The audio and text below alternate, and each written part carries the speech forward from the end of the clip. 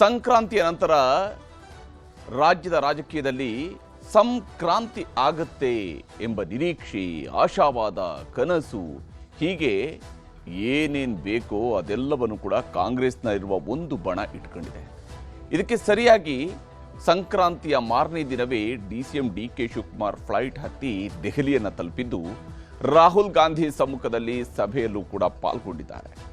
ಇದುವೇ ಇವತ್ತಿನ ಪಂಚಾಯಿತಿಯ ಮೊದಲ ಸುದ್ದಿ. ಪ್ರಯತ್ನಕ್ಕೆ ಫಲವೇನು? ಪ್ರಯತ್ನ ವಿಫಲವಾದರೂ ಪ್ರಾರ್ಥನೆ ವಿಫಲವಾಗುವುದಿಲ್ಲ. ಇದು ಇತ್ತೀಚೆಗೆ ಅತಿ ಹೆಚ್ಚು ಪಾಪ್ಯುಲರ್ ಆಗಿರ್ತಕ್ಕಂತಹ ಒಂದು ಸ್ಲೋಗನ್. ಇದನ್ನು ಕೊಟ್ಟಂಥವರು ಕೆಪಿಸಿಸಿ ಅಧ್ಯಕ್ಷ ಹಾಗೂ ಕರ್ನಾಟಕದ ಉಪಮುಖ್ಯಮಂತ್ರಿಗಳಾಗಿರುವ ಡಿ ಕೆ ಶಿವಕುಮಾರ್. ಹೀಗೆ ಹೇಳ್ತಾನೆ ಅವರು ಪ್ರಯತ್ನವನ್ನು ಮುಂದುವರಿಸಿದ್ದಾರೆ.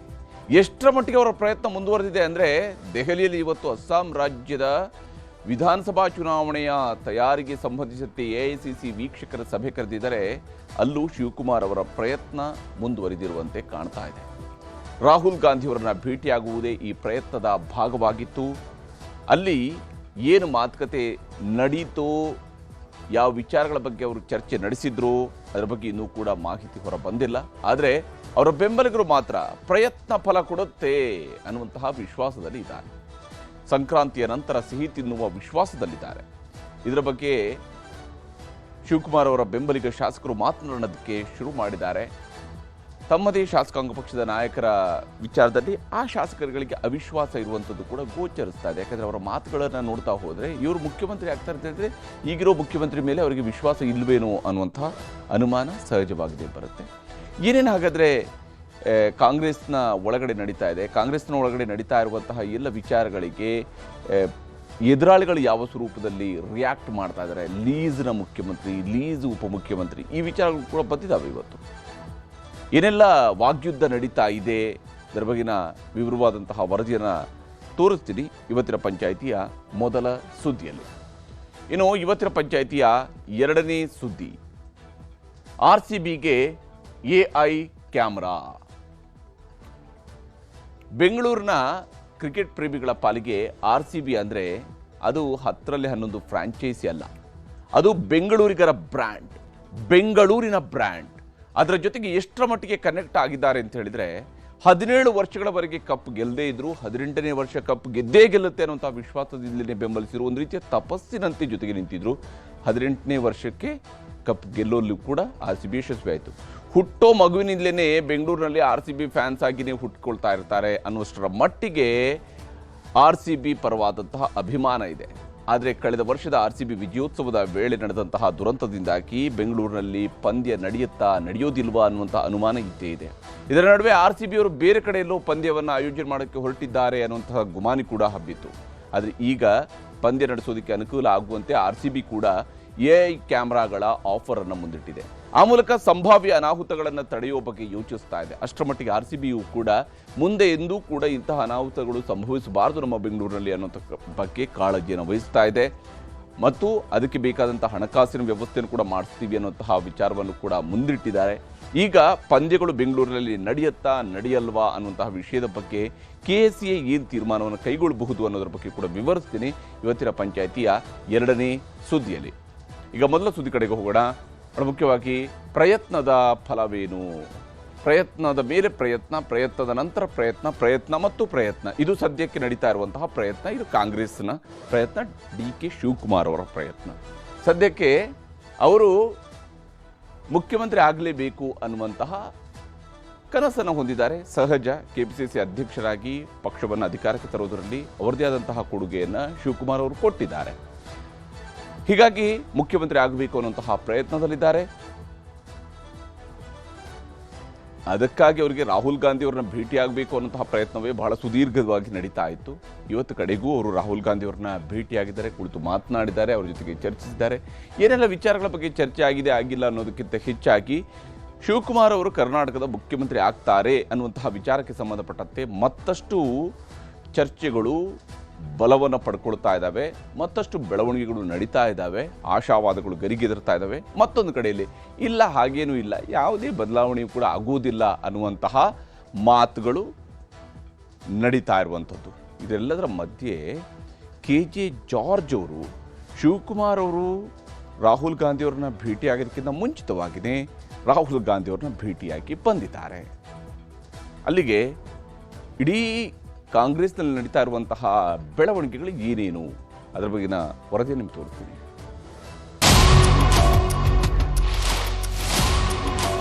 ಸಿಹಿ ಸುದ್ದಿ ಅಂತೂ ಸಿಗುತ್ತೆ ಅಂತ ನಾನು ಭಾವಿಸ್ತೇನೆ. ಪ್ರತಿ ಸಂಕ್ರಾಂತಿಯಲ್ಲಿ ಒಳ್ಳೆಯ ಸುದ್ದಿಗಳು ಬರ್ತಾ ಇರುತ್ತೆ.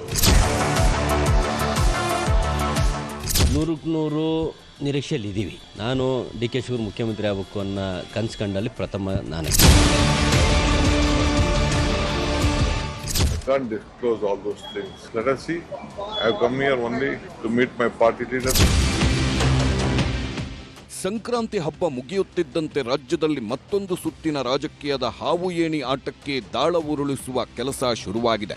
ದೆಹಲಿಗೆ DK ಶಿವಕುಮಾರ್ ವಿಮಾನ ಹತ್ತುತ್ತಿದ್ದಂತೆ ಅವರ ಆಪ್ತರು ಮತ್ತೆ ಸಿಎಂ ಕನಸಿನ ಲೋಕಕ್ಕೆ ಪ್ರಯಾಣ ಆರಂಭಿಸಿದ್ದಾರೆ.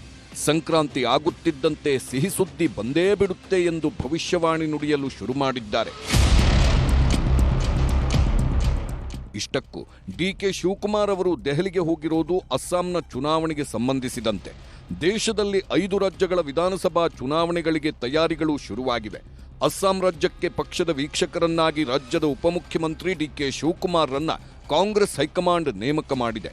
ಹೀಗಾಗಿ ಇವತ್ತು ಅಸ್ಸಾಂ ವಿಧಾನಸಭಾ ಚುನಾವಣೆಯ ತಯಾರಿಗಾಗಿ ಮೊದಲ ಸುತ್ತಿನ ಸಭೆ ದೆಹಲಿಯಲ್ಲಿ ನಡೆದಿದೆ.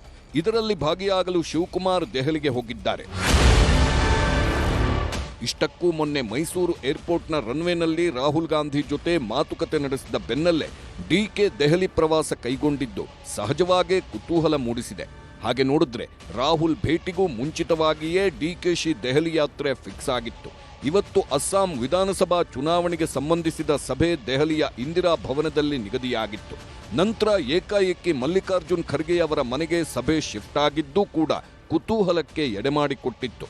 ಅದರಲ್ಲೂ ಅಸ್ಸಾಂ ಚುನಾವಣಾ ವೀಕ್ಷಕರ ಸಭೆಯ ಹೊತ್ತಲ್ಲೇ ರಾಹುಲ್ ಗಾಂಧಿ, KC ವೇಣುಗೋಪಾಲ್, ಮಲ್ಲಿಕಾರ್ಜುನ್ ಖರ್ಗೆ ಅವರ ಜೊತೆ DKಶಿ ಕೂಡ ಬಂದಿದ್ರು. ಸಹಜವಾಗಿಯೇ ಎಲ್ಲರ ಕಣ್ಣು ಅತ್ತ ಬಿದ್ದಿತ್ತು. ಆದರೆ ಸಭೆಗೂ ಮುಂಚಿತವಾಗಿ ಮಾತಾಡಿದ್ದ DKಶಿ ನನ್ನ ದೆಹಲಿ ಭೇಟಿ ವಿಚಾರದಲ್ಲಿ ಗೌಪ್ಯತೆ ಕಾಪಾಡಿಕೊಳ್ಳುವ ಪ್ರಯತ್ನ ಮಾಡಿದ್ರು. How can I disclose any plan? Always politics will be discussed and it is not in a public affair. Anything is there, our in charge general secretaries will be there. They will tell what is their plan. Sir, recently you met Rahul Gandhi. Was there any discussion regarding the CM post? I can't disclose all those things. It is not a public issue to be discussed. It is between me and the party high command and my chief minister. Sir, will you meeting the Congress high command in this visit? Let us see. I have come here only to meet my party leader. ಇದರ ಮಧ್ಯೆ ರಾಹುಲ್ ಗಾಂಧಿ ಅವರನ್ನ ಇಂಧನ ಸಚಿವ KJ George ಪ್ರತ್ಯೇಕವಾಗಿ ಭೇಟಿ ಮಾಡಿದ್ದರು. KJ George ಅವರನ್ನ Congress high command ಕೇರಳದ ಚುನಾವಣೆಗೆ ವೀಕ್ಷಕರನ್ನಾಗಿ ನೇಮಿಸಿದೆ. ಹೀಗಾಗಿ ಅವರೂ ಕೂಡ ದೆಹಲಿಯಲ್ಲಿ ಬೀಡು ಬಿಟ್ಟಿದ್ದು ದೆಹಲಿಯಲ್ಲಿ ರಾಹುಲ್ ಗಾಂಧಿ ಭೇಟಿಯಾಗಿ ಚರ್ಚೆ ನಡೆಸಿದ್ದಾರೆ. DKಶಿಗೂ ಮುಂಚಿತವಾಗಿ ಜಾರ್ಜ್ ದೆಹಲಿಯಲ್ಲಿ ರಾಹುಲ್ ಗಾಂಧಿಯನ್ನ ಭೇಟಿ ಮಾಡಿರೋದು ಕಾಂಗ್ರೆಸ್ ಪಾಳೆಯದಲ್ಲಿ ನಡೆಯುತ್ತಿರುವ ರಾಜಕೀಯ ಚರ್ಚೆಗೆ ಕಿಚ್ಚು ಹಚ್ಚಿದೆ. ಉಪಮುಖ್ಯಮಂತ್ರಿಗಳು ಮುಖ್ಯಮಂತ್ರಿ ಆಗುವ ಭಾವನೆ, ಸೂರ್ಯನ ಪಥ ಬದಲಾವಣೆ ಆದಂತೆ DCM ಪಥ ಬದಲು. ದೆಹಲಿ ಭೇಟಿ ಮೀಟಿಂಗ್ಗಳ ಬಗ್ಗೆ ಕುತೂಹಲ ಮೂಡಿರೋವಾಗಲೇ DKಶಿ ಆಪ್ತರು ಆಡಿರುವ ಮಾತುಗಳೂ ಸಹ ಪ್ರಸಕ್ತ ಬೆಳವಣಿಗೆಗಳ ಮೇಲೆ ಇನ್ನಷ್ಟು ರೋಚಕತೆ ಹೆಚ್ಚಿಸಿವೆ.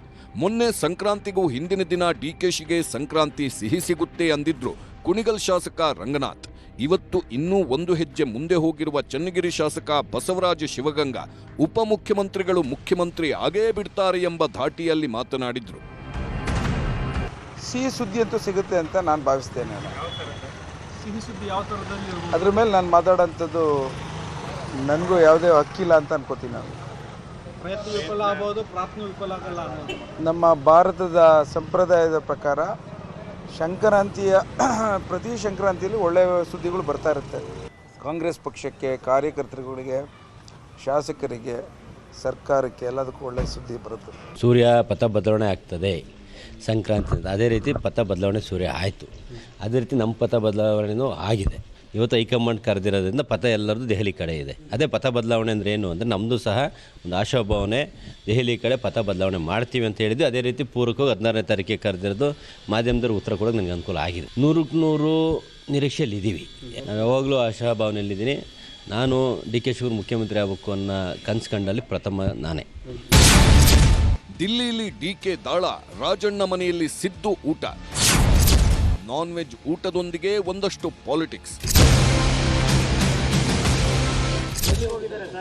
ನಂಗೆ ಗೊತ್ತಿಲ್ಲಪ್ಪ ನಾನು. Number one, Chief Minister who has completed more number of days. ಕ್ರಾಂತಿ ಇಲ್ಲ, ಪ್ರಾಂತಿ ಇಲ್ಲ. ಮುಖ್ಯಮಂತ್ರಿ ಕುರ್ಚಿದಲ್ಲಿ ಮಾನ್ಯ ಸಿದ್ದರಾಮಯ್ಯ ಅವರು ಕೂತಿದ್ದಾರೆ. ಕುರ್ಚಿ ಖಾಲಿ ಇಲ್ಲ.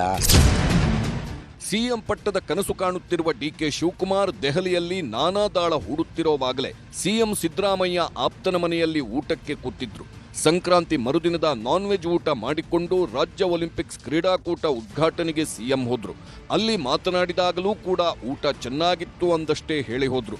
ಸಂಪುಟಕ್ಕೆ ರಾಜಣ್ಣ ಸೇರಿಸಿಕೊಳ್ಳುವ ಬಗ್ಗೆ ಹೈಕಮಾಂಡ್ ತೀರ್ಮಾನ ಮಾಡುತ್ತೆ ಅಂದ್ರು. ನಾನ್ ವೆಜ್ ಊಟ ನನಗೆ ಹುಷಾರಿರಲಿಲ್ಲ, ಸೊ ಹಾಗಾಗಿ ಜ್ವರ ಇದ್ದದ್ರಿಂದ ಬಾಯಿನೂ ಕೆಟ್ಟೋಗಿತ್ತು. ನಾನ್ ವೆಜ್ ಸಿಕ್ತಲ್ಲ, ಕೋಳಿ ಸಾರು, ಇಡ್ಲಿ, ಕಾಲು ಸೂಪು, ಆಮೇಲೆ ಎಂಥದ್ದು ಚಿಕನ್, ನಾಟಿ ಚಿಕನ್ ಇವೆಲ್ಲ ಇತ್ತು, ಚೆನ್ನಾಗಿತ್ತು. ನಂಗೆ ಗೊತ್ತಿಲ್ಲಪ್ಪ ನಾನು. ಬಿಹಾರ ಮಹಾರಾಷ್ಟ್ರ ಸೋಲಿನ ಎಫೆಕ್ಟ್, ಪ್ರಯೋಗಕ್ಕೆ ಮುಂದಾಗುತ್ತಾ ಹೈಕಮಾಂಡ್. ಸಂಪುಟ ಪುನರಚನೆ ಆಗಬಹುದು, ಆದರೆ ಸಿಎಂ ಬದಲಾವಣೆ ಆಗೋದಿಲ್ಲ ಅನ್ನೋದು ಮಾತ್ರ ಸಿಎಂ ಆಪ್ತ ಬಳಗದ ವಾದ. ಜಿಬಿಎ ಚುನಾವಣೆ, ಬಜೆಟ್ನಲ್ಲಿ ಸಿಎಂ ಬ್ಯುಸಿಯಾಗಿದ್ದಾರೆ. ಹಾಗೆ ಬಿಹಾರ ಮಹಾರಾಷ್ಟ್ರ ಸ್ಥಳೀಯ ಸಂಸ್ಥೆಗಳ ಚುನಾವಣೆ ಸೋಲಿನಿಂದಾಗಿ ಹೈಕಮಾಂಡ್ ಪ್ರಯೋಗಕ್ಕೆ ಮುಂದಾಗುವುದು ಅನುಮಾನ ಎಂಬುದೇ ಸಿಎಂ ಆಪ್ತರ ನಂಬಿಕೆ. ಈಗ ನವಂಬರ್ ಕ್ರಾಂತಿ ಅಂತ ಹೇಳ್ತಾ ಇದ್ರು. ನಾನು ದಿಲ್ಲಿಯಲ್ಲಿ ಒಂದು ಹೇಳಿಕೆ ಕೊಟ್ಟಿದ್ದೆ, ಕ್ರಾಂತಿ ಇಲ್ಲ, ಪ್ರಾಂತಿ ಇಲ್ಲ. ಯಾರು ನವಂಬರ್ ಕ್ರಾಂತಿ ಅಂತ ಇದ್ರು, ನವಂಬರ್ ಆದಮೇಲೆ ಅವ್ರಿಗೆ ವಾಂತಿ ಭೇದಿ ಶುರುವಾಗ್ತದೆ ಅಂತ ಹೇಳಿದೆ. ಅದು ನವಂಬರ್ ಮುಗೀತು, ಡಿಸೆಂಬರ್ ಮುಗೀತು, ಈ ಸಂಕ್ರಾಂತಿ ನೆನ್ನೆಗೆ ಮುಗೀತು. ಈಗ ಯಾವುದಿದೆ? ಈಗ ನಮ್ಮ ಡಿ.ಕೆ. ಶಿವಕುಮಾರ್ ಅವರು ಅಸ್ಸಾಂನ ಅಬ್ಸರ್ವ್ ಆಗಿದ್ದಾರೆ. ಅವ್ರನ್ನೆಲ್ಲ ಕರೆದಿದ್ದಾರೆ, ಹೋಗ್ತಾರೆ. ಹೋದಾಗ ಎಲ್ಲರೂ ಭೇಟಿ ಮಾಡ್ತಾರೆ. Is A KPCC president. He has got every right to meet every leader in the country. ಇಲ್ಲದನ್ನೆಲ್ಲ ಆಟ್ರಿಬ್ಯೂಟ್ ಯಾಕೆ ಮಾಡ್ತೀರಿ? ಏನೂ ಆಗೋದಿಲ್ಲ. ಈಗ ಹೈಕಮಾಂಡ್ ತೀರ್ಮಾನ ಮಾಡ್ತದೆ. ಮೊನ್ನೆ ರಾಹುಲ್ ಗಾಂಧಿಯವರು ಬಂದಾಗ ಅವ್ರಿಗಿಬ್ಬರಿಗೂ ಹೇಳಿದ್ದಾರೆ, ಅವ್ರು ಕರೆಸಿ ಮಾತಾಡ್ತಾರೆ. ಭೋಗ್ಯದ ಸಿಎಂ ಡಿಸಿಎಂ, HDK ಎಂಟ್ರಿ, ರಾಜಕೀಯ ಕೊತ. ಕಾಂಗ್ರೆಸ್ ಶಾಸಕರೇ ಸಿಎಂ ಬದಲಾವಣೆಯ ಕನಸು ಕಾಣುತ್ತಿರುವುದು ಸಹಜವಾಗಿಯೇ ಪ್ರತಿಪಕ್ಷಗಳಿಗೆ ಆಹಾರವಾಗಿ ಸಿಕ್ಕಿದೆ. ಇವತ್ತು ಜೆಡಿಎಸ್ ನಾಯಕರು ಜಿಬಿಎ ಸೇರಿದಂತೆ ಸ್ಥಳೀಯ ಸಂಸ್ಥೆಗಳ ಚುನಾವಣೆಗೆ ಪಕ್ಷದ ಪೂರ್ವಭಾವಿ ಸಭೆ ನಡೆಸಿದ್ದಾರೆ. ಇದರ ನಡುವೆ ಬಿಜೆಪಿಗೆ ಜೆಡಿಎಸ್ ಅನ್ನ ಲೀಸ್ಗೆ ಕೊಟ್ಟಿದ್ದಾರೆ ಎಂಬ ಸಚಿವ ಪ್ರಿಯಾಂಕ್ ಖರ್ಗೆ ಮಾತು ಜೆಡಿಎಸ್ ರಾಜ್ಯಾಧ್ಯಕ್ಷ ಕುಮಾರಸ್ವಾಮಿಯವರನ್ನ ಕೆರಳಿಸಿದೆ. ಲೀಸ್ಗೆ ಇರೋದು ರಾಜ್ಯದ ಸಿಎಂ ಮತ್ತು ಡಿಸಿಎಂ ಎಂದು ಕಿಡಿಕಾರಿದ್ದಾರೆ. ಅದಕ್ಕೆ ನಮಗೇನು ಸಂಬಂಧ? ಇಲ್ಲಿ ಆಗಲೇ JDS ನಿರ್ಣಾಮ ಆಗ್ತಾ ಇದೆ. JDS ಪಕ್ಷವನ್ನು ಲೀಸಿಗೆ ಕೊಟ್ಬಿಟ್ಟಿದ್ದಾರೆ ಬಿಜೆಪಿಗೆ. ಈಗ ಅವ್ರ ಸಂಬಂಧಿಕರೇ ಹೋಗ್ಬಿಟ್ಟು ಬಿಜೆಪಿ ಟಿಕೆಟ್ ತಗೊಂಡು ನಿಲ್ತಾರೆ ಅಂದರೆ ಆ ಪಕ್ಷ ಎಷ್ಟು ಮಟ್ಟಿಗೆ ಬೆಳೀತಾ ಇದೆ ಅಂತ ನೀವೇ ಯೋಚನೆ ಮಾಡಬೇಕಾಗುತ್ತೆ. JDS ಬಗ್ಗೆ ಚರ್ಚೆ, ಪ್ರಿಯಾಂಕಾ ಖರ್ಗೆ ಅವರ ಸರ್ಟಿಫಿಕೇಟ್ ಬೇಕಿಲ್ಲ. ಈಗ ಎಂಥದ್ದು ಲೀಸ್ ಬೇಸ್ಡ್ ಇದೆಯಲ್ಲ, ಅವ್ರ ಅಪ್ಪನ ಕೇಳಿ ಕಾಂಗ್ರೆಸ್ ಪಕ್ಷದಲ್ಲಿ ಇರ್ತಕ್ಕಂಥ ಮಂತ್ರಿಗಳು ಎಷ್ಟು ಜನ JDS ಇಂದ ಲೀಸ್ ಮೇಲೆ ತಗೊಂಡ್ರಿ. ಪ್ರಿಯಾಂಕಾ ಖರ್ಗೆ ಅವ್ರಿಗೆ ಹೇಳಲಿಕ್ಕೆ ಬಯಸ್ತೀನಿ, ಕರ್ನಾಟಕದ ಹಣೆ ಬರುವ ಮುಂದಿನ ಚುನಾವಣೆ ಇದೇ ಆಗೋದು. ಯಾವಾಗ Kumaraswamy lease based CM DCM ಅಂದ್ರೋ ಆಗ ಕಾಂಗ್ರೆಸ್ ನಾಯಕರು ಕುಮಾರಸ್ವಾಮಿ ವಿರುದ್ಧ ತಿರುಗಿಬಿದ್ರು. ಇವತ್ತು ಒಂದ್ ಕಡೆ ಒಬ್ರು ಲೀಸ್ ಪೀರಿಯಡ್ ಮುಗಿದೋಗಿದೆ, ನಾನು ಮುಖ್ಯಮಂತ್ರಿ ಮಾಡಿ ಅಂತಾರೆ. ಇನ್ನೊಬ್ರು ಲೀಸ್ ಪೀರಿಯಡ್ ಮುಗಿದಿಲ್ಲ, ನಾನೇ ಮುಂದುವರಿತೀನಿ ಅಂತಾರೆ. ಲೀಸ್ ಅಂದರೆ ಎಷ್ಟಿರ್ತದೆ? 3 ತಿಂಗಳು, 6 ತಿಂಗಳು ಆ ಥರ ಮಾಡೋಗಿರೋರು ಇವ್ರುಗಳು. 12 ತಿಂಗಳು, 11 ತಿಂಗಳು, 1.5 ವರ್ಷ ಅಷ್ಟಿರ್ಬೇಕಾಯ್ತಲ್ಲ. ಈಗ ಹಂಗಿದ್ರೆ ಇವರು ಎಸ್ ಕಂಪ್ಲೀಟೆಡ್ 5 years, ನಾವು has completed more than 2.5 years. Still is in office. ಏನು ಇವೆಲ್ಲ ಹಾಸ್ಯಾಸ್ಪದ ಇವೆಲ್ಲ. ಅವರು ಭಾಳ ಆಶೆ ಇಟ್ಟು ಹೋಗಿದ್ರು, ಅದು BJP ಅವರಿಗೆ ಮಟ್ಟಾಗ್ತಾ ಇದೆ.